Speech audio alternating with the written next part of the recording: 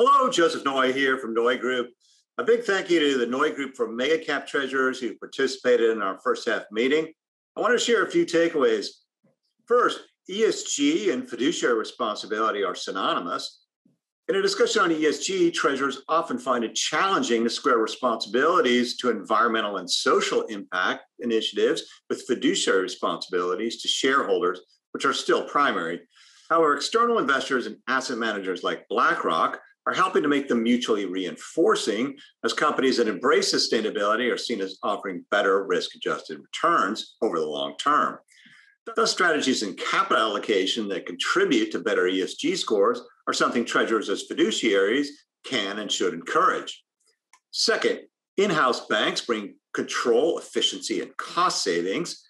Two members shared recent projects to implement in-house banks to join together multiple puddles of liquidity into two centralized pools, one for onshore and one for offshore.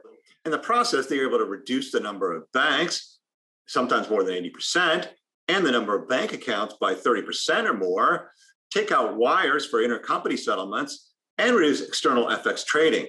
Meanwhile, the in-house banks speed up the support of new business and empower additional payment and transaction service innovations while enhancing scalability, sustainability, and controls. Finally, you don't need to stress. In a discussion on what treasurers have learned from the COVID crisis, one of the more interesting came from a treasurer who was learning on the job when the crisis struck.